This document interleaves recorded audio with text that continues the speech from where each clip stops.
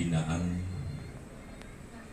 sewilayah Surabaya saking Lembaga Tuntunan Agung lan Pusat ugi penjejeran tuntunan Kabupaten Mojokerto lan Gresik. Mugi yang mau kuasa tansah paring pangayuman, paring pepadang, saha kanugrahan,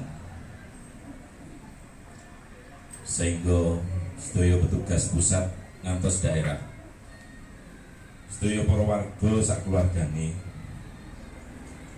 yang mau kuasa tansah paring kekuatan ditebiaken saking sedaya rubedo. Sumangga sujud kita milai.